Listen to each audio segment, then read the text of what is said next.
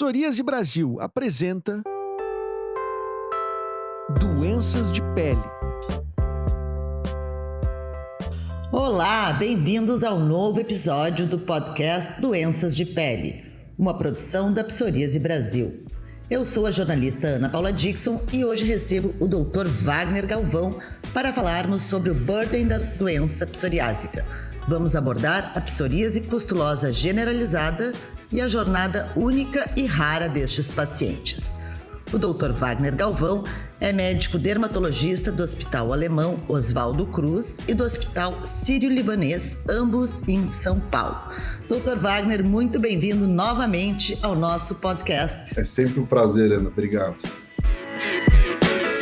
Vamos então começar falando sobre o que é esse burden da doença da psoríase pustulosa generalizada. Primeiro, é sempre um prazer, né? Vocês são parceiros da gente na luta contra a psoríase e em prol dos pacientes. Ana, a psoríase pustulosa generalizada, ela é uma forma que muitas vezes ela é instável, aguda e às vezes muito grave da psoríase.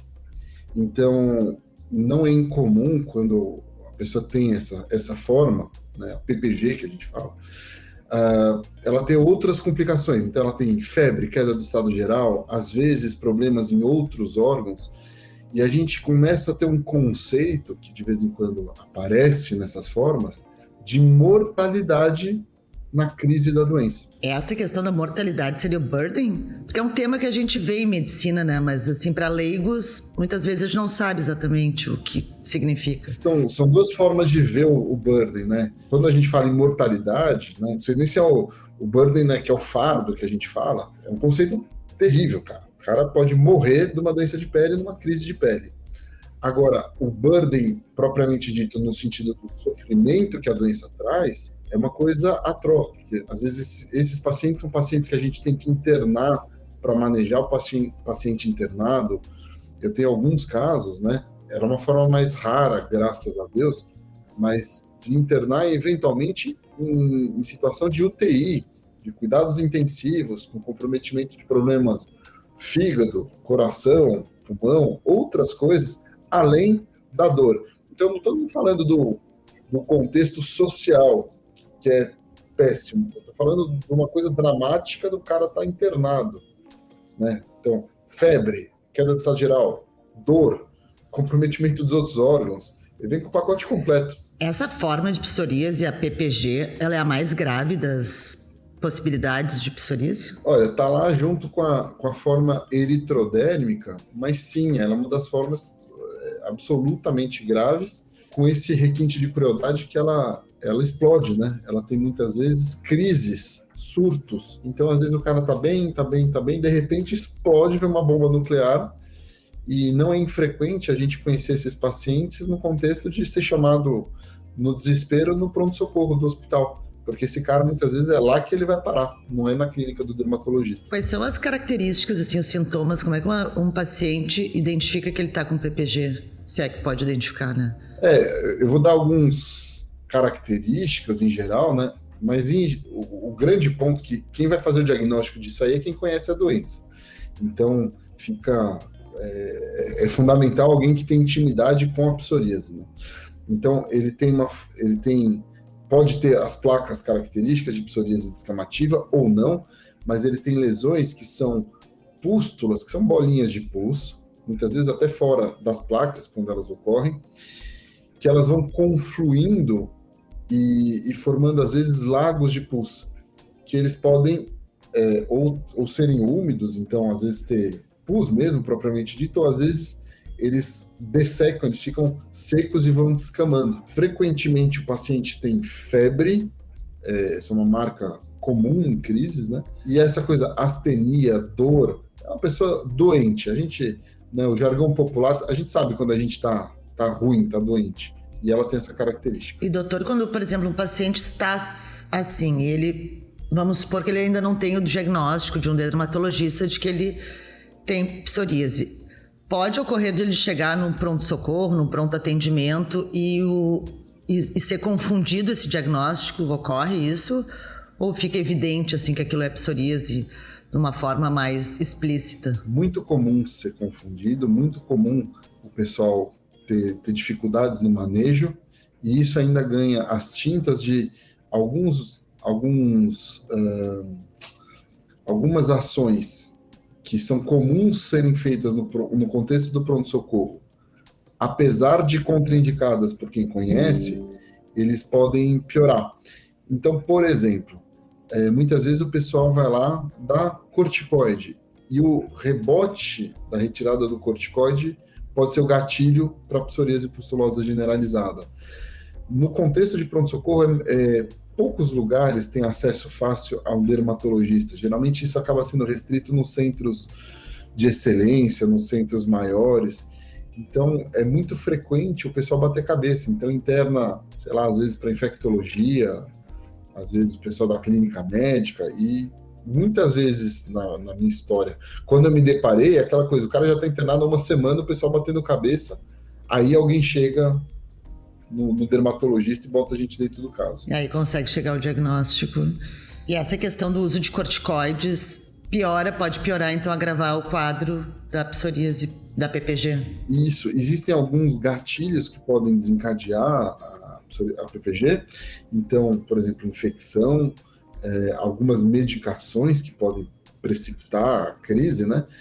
E classicamente o rebote pelo uso do corticoide sistêmico.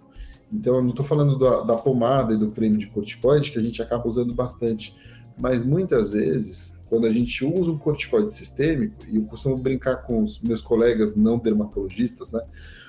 O maior problema não é o usar, é como você tira. Então, a gente não indica para psoríase de jeito nenhum, mas às vezes, por algum outro motivo, alguma outra comorbidade, a gente decide que deve usar.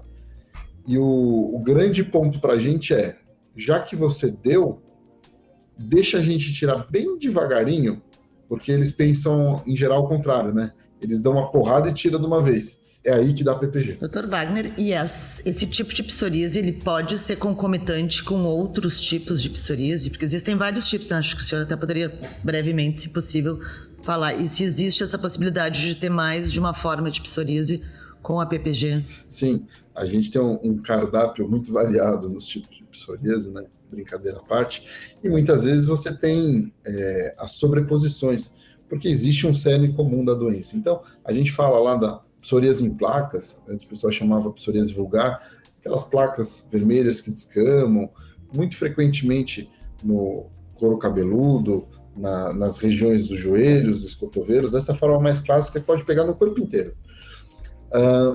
A gente tem a forma invertida, que dá na região de dobras, então axilas, virilhas, pegando às vezes genital, inframamário. A gente tem formas, né, palmoplantares, então levando essas lesões em palmas e plantas, podendo ser pustulosa, podendo ser hiperqueratótica, quer dizer, uma placa espessa que descama. A gente tem formas gutatas, que dão pequenas lesões com pouca descamação, tipicamente no tronco, mas podendo pegar o corpo inteiro. Tem formas eritrodérmicas, que podem pegar uma descamação e uma vermelhidão pegando mais de 80% do corpo, às vezes pegando o corpo inteiro.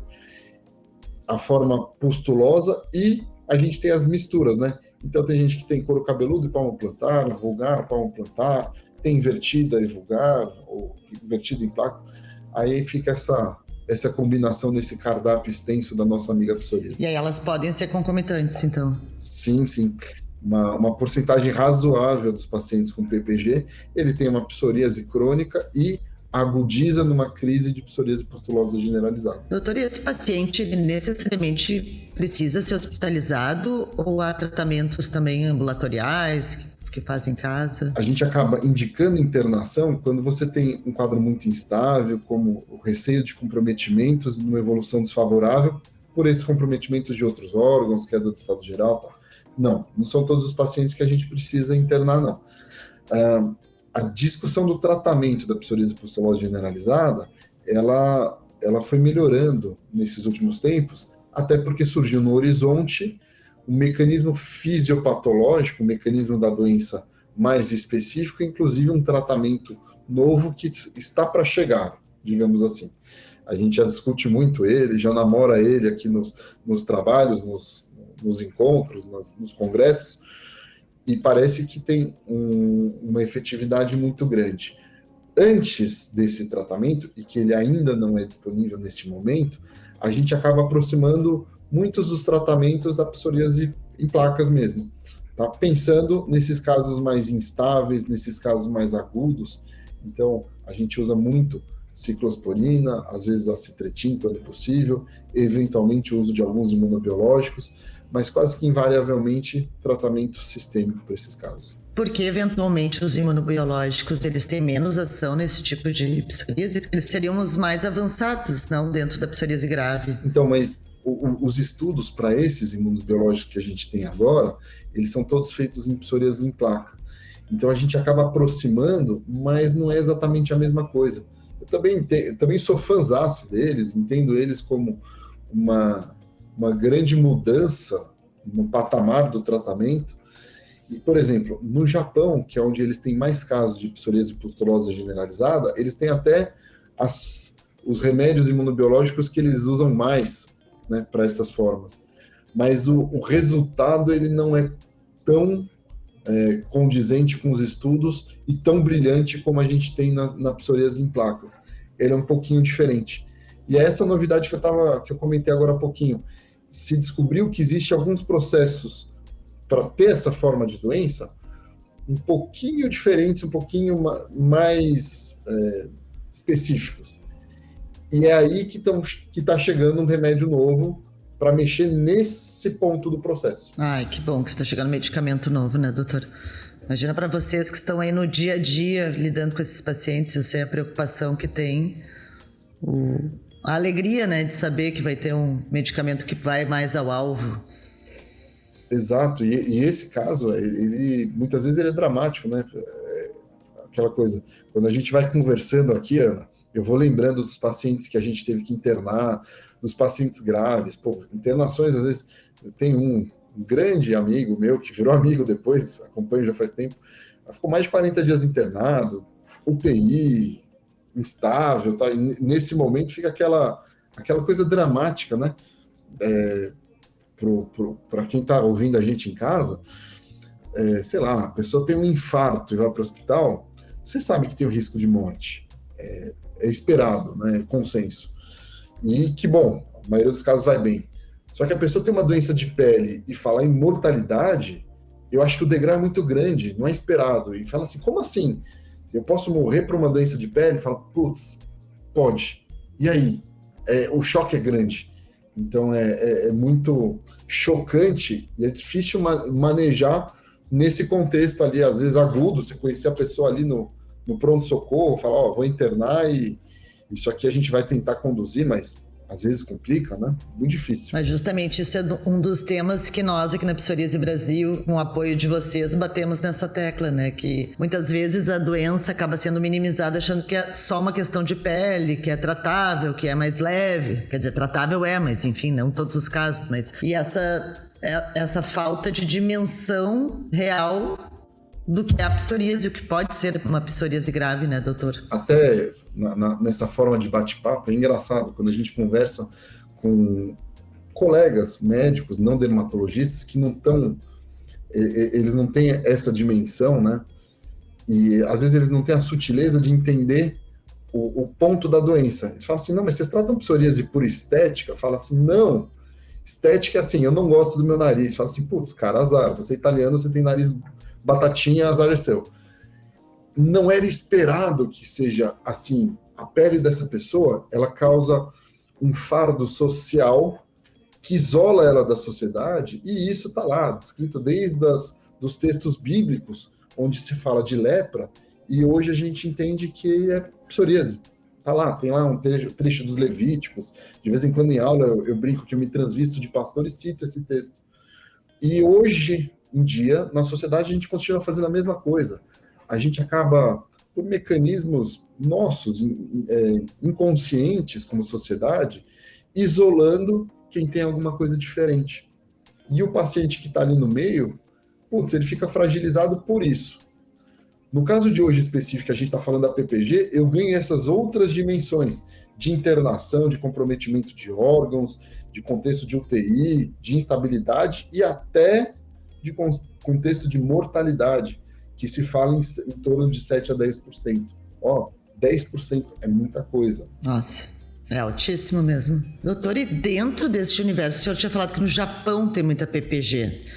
Eu tenho um dado de que as mulheres têm mais PPG do que os homens. Existe raças, essa questão de gênero, em que haja maior incidência? Esse dado que eu tenho está correto? Puxa, confesso que eu não lembrava desse dado de mulheres. Aquela coisa, eu tenho que dar fazer a colinha e dar uma olhada lá. Agora, pro oriental, em específico no japonês, é mais comum e a gente entende que existe um aspecto genético.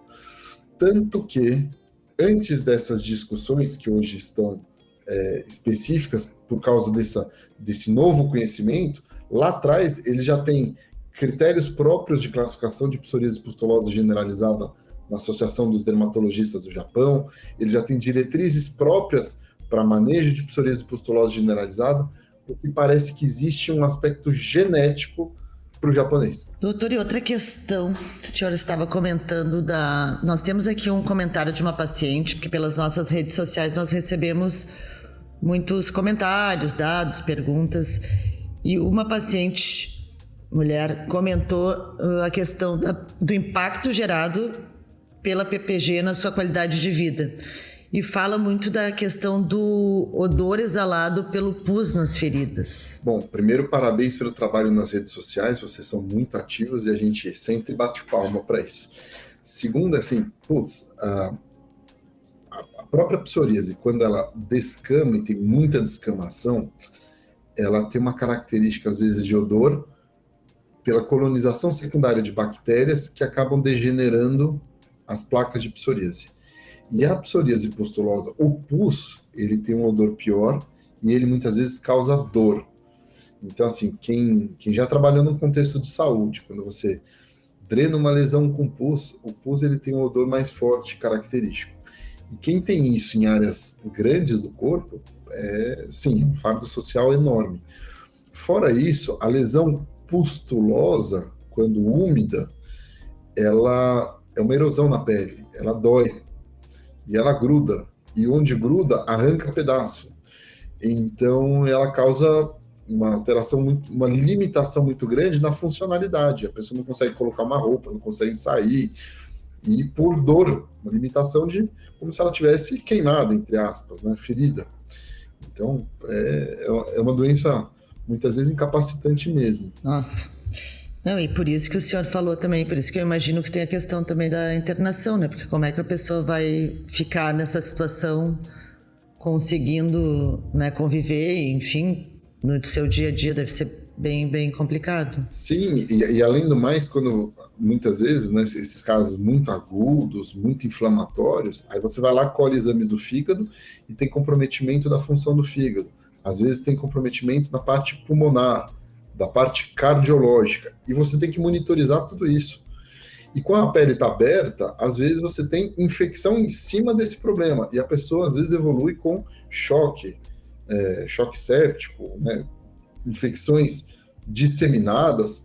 Então isso aí é o pacote completo dos problemas clínicos, né? Doutor, e hoje em dia, esse medicamento vai chegar ao mercado, que bom que a ciência desenvolve, né, medicamentos para melhorar a condição dos pacientes. Hoje, como é que vocês manejam esse paciente, o sucesso em tratamento, para a gente também tentar dar um ânimo, ver o que o senhor indica? Nós já estamos chegando aqui ao final do nosso podcast. O que o senhor indica para esses pacientes para que haja uma melhor qualidade de vida, essa busca, né, enfim, do seu dia a dia seja um burden menos pesado, né? Sim, como que a gente mata essa aí no peito e graças a Deus, a maioria dos casos a gente consegue, quando eu vejo na literatura 7 a 10% de mortalidade, não é o que eu vejo na minha prática, graças a Deus. Eu já passei apuro, mas faz tempo que eu não vejo o paciente evoluir a óbito, que é ótimo. E como eu falei, né, alguns pacientes desse eu carrego com muito carinho, que a gente saiu de crises e hoje é amigo há 5 anos, 6, 7 anos, sei lá. primeiro contexto de dificuldade, né? Se você pode internar ou não, né? Se você puder internar, tem duas vantagens. Além de você ter um manejo mais próximo, né, e antecipar a complicação, muitas vezes você consegue o acesso às medicações que você precisa mais rápido. Porque assim, como que você vai fazer um manejo de medicação? A Citretin é um medicamento que a gente acaba usando muito quando possível, não pode dar para mulher em idade fértil, ele tem muitos problemas para isso, mas hoje no Brasil, por um problema de quem vende, quem compra, você não consegue comprar na farmácia. E toda a compra do Brasil é feita pelo governo brasileiro. Traduzindo, se eu tiver um caso de psoríase pustulosa generalizada agora no consultório, eu tenho que mandar ele na farmácia de alto custo. Aqui em São Paulo a gente consegue liberação rápida, desde que você consiga os exames. Mas eu sei que tem lugar que leva 2 meses, 3 meses. Não dá. E você fez... Bom, a Ana fez uma carinha de espanto aqui, é isso mesmo.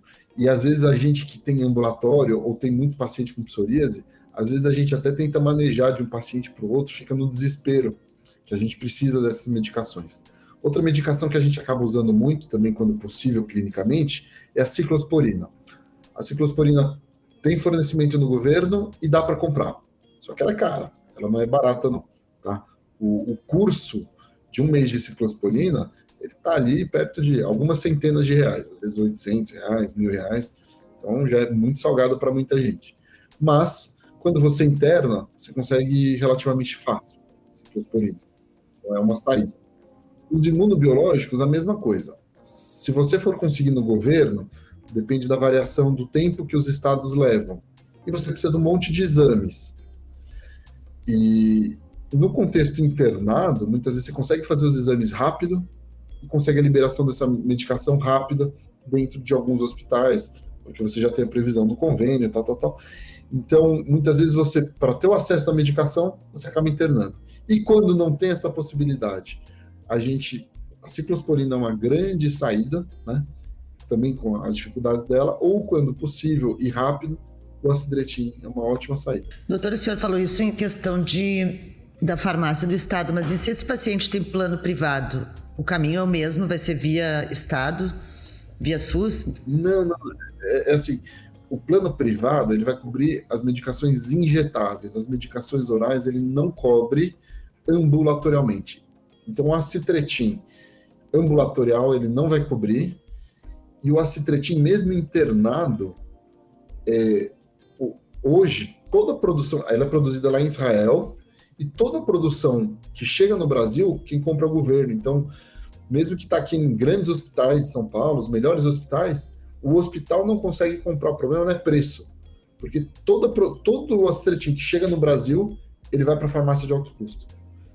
A ciclosporina, o convênio não vai fornecer para o cara tomar em casa, mas uma vez ele internado, lá o convênio vai fornecer através do hospital. Então, às vezes, para a gente apagar o incêndio, você interna, faz os exames gerais e entra com essas medicações lá.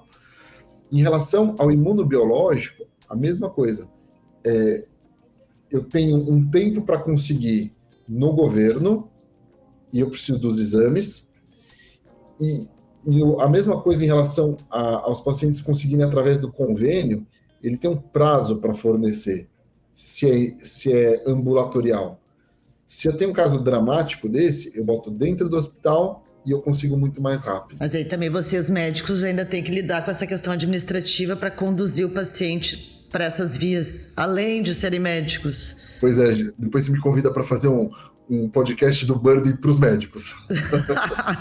É verdade, né, doutor? Porque eu acompanho, tenho ciência que há todo também essa questão burocrática por trás também do trabalho de vocês, né? Pois que é. A maioria das vezes nem é vista, né, pelos pacientes. Engraçado, por exemplo, a gente acabou conhecendo a Psoríase Brasil e vários dos grandes amigos que eu já tenho no mundo da psoríase por causa dessa parte burocrática, que a gente brigou por muito tempo, e briga na Conitec, briga na ANS, e briga com o convênio, e briga não sei o quê, porque muitas vezes quem não tem a intimidade com essa doença não facilita a nossa vida, e acaba atrapalhando a vida do paciente também. Falando em Conitec, essa nova medicação já está no horizonte da comissão técnica ou como... Não, ainda não. Ela não está nem aprovada pela Anvisa. A gente tem no horizonte que a gente tem, existe um pré-acordo com a empresa que vai trazer essa medicação, da gente fazer em alguns grandes centros, o que eles chamam de uso piloto para uso compassivo, que é uma forma de estudo. Então ela ainda não tem aprovação de bula no Brasil, a liberação pela Anvisa. Eu acredito que não tem ainda em nenhum lugar no mundo. Tá para sair, mas eu já tive casos desse que eu manejei nesse contexto de pesquisa na Holanda, num centro que eu fiquei lá um tempo. E a resposta foi muito bacana, foi muito... assim, casos muito difíceis que não melhoravam com nada, vários imunobiológicos, resolveu em coisa de uma semana. Ai, que maravilha, Dr. Wagner. Então vamos, torcer que entre logo. Muito obrigada pela sua participação. Gostaria de saber se o senhor gostaria de deixar mais algum comentário aqui para quem está nos ouvindo. Olha, quem se identifica com essa forma de psoríase pustulosa generalizada, tem coisas novas no horizonte, a gente está entendendo cada vez mais e a gente vai conseguir ajudar vocês cada vez mais. Ana, muito obrigado pelo convite, é sempre um prazer, um abraço para minha parça lá, para Gladys, e estou sempre à disposição aí para vocês. Nós que agradecemos. E eu vou deixar aqui o seu Instagram, que é Imunodermato. Se o senhor tiver mais algum contato, onde tenha conteúdos que os nossos ouvintes possam segui-lo, por favor, fique à vontade. Eu vou me disciplinar para melhorar isso, aprendendo com vocês, mas o Imunodermato está bastante ativo, tem bastante conteúdo. Eu fiz um canalzinho no YouTube que eu faço uns videozinhos desse, tem lá no Imunodermato também. Mas, pessoal, vejam lá. Então, lá no Insta, que lá estão os links para o YouTube. Próximo eu trago aqui junto também. E eu gostaria de convidar quem está nos escutando, a fazer o cadastro que nós temos lá no site psoriasebrasil.org.br, um cadastro da psoríase pustulosa generalizada, porque com esses dados a gente vai trabalhando, a gente vai buscando políticas públicas para vocês.